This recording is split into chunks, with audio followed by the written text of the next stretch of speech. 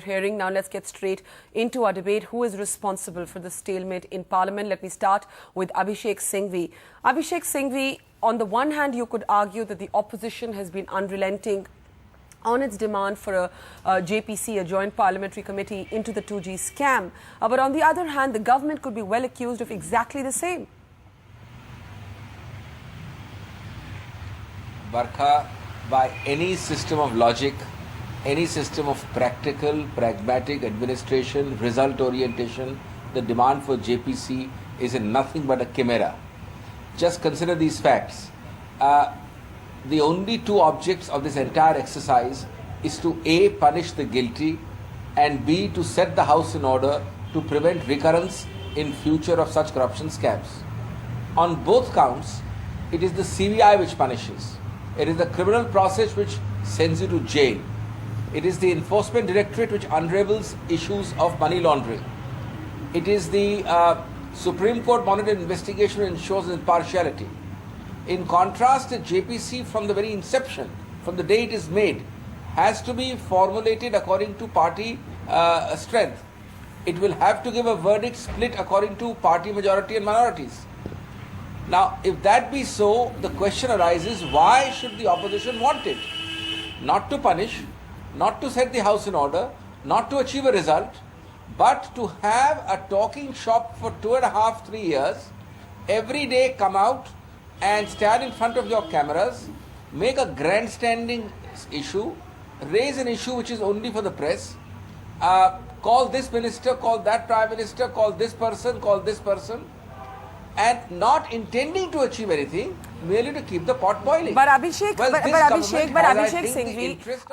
Singhvi, it could be argued that the only reason that the government is not relenting on the JPC is precisely because the JPC has the authority to call the Prime Minister. Why should the Prime Minister be scared or hesitant to appear before a committee?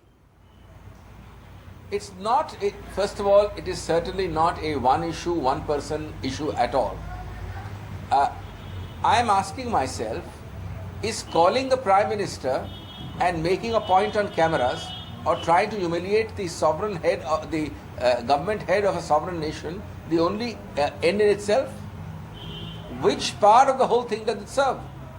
In fact, their very question and my answer, I think, exposes, let me hear the opposition give you one reason why a JPC is the only way out. Okay, let me take that. Except purely political. Let me take that to both Nirmala Sitharaman and Rajiv Chandrasekhar. Nirmala, it's a good question.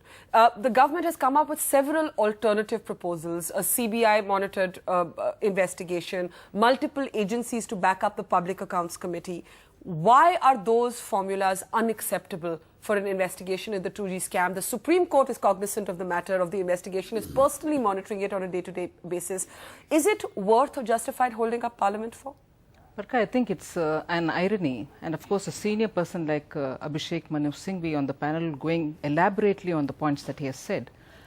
I think it's an insult to the Indian opposition that the Congress party seems to be talking in the way in which they're talking. Are we in this country thinking that the opposition is so irresponsible that the whole objective is only to call the Prime Minister? So what is the objective? We have been repeatedly saying why a JPC is much better than having a PAC looking at accounts or whatever, and for which they would come back saying, oh, the PAC is not just a munshi, you know. We've had the Congress spokesperson repeatedly kite flying for the government, saying why the opposition is doing this or doing that. So you tell me, forget the Congress, what's the one good reason that the people of this country should understand why a JPC is necessary? Haven't we heard that the PAC definitely goes into the depth of a CAG report? But clearly the very points for which the Congress is damn scared of having a JPC is when it is represented by all the political parties, and it will certainly summon, if it requires, the ministers who have been part of the decision making. And if the Supreme Court is looking at the criminality of the aspects, yes, they will look at it. But to go into the ways in which the checks and balances which are there in the system, which have been carefully and steadily been removed over the last 2 years and made a very clear pathway for going ahead with the way in which this is going. TRI has been rejected. Law Minister's recommendations has been rejected. A good letter, well-intended letter from the Prime Minister has been just negated. And today we heard the Supreme Court say with what kind of a language the Minister had gone ahead, negating the Prime Minister and going ahead with the decision. Are we then telling ourselves, the government, let us not forget, is answerable to the Supreme Court. But it is certainly accountable to the Parliament, where the people's representatives are sitting and asking questions, not one by one, asking one question today for which an answer would come. You've made a good point. Therefore, I think the government has a business to answer to the Parliament. You've made a good point.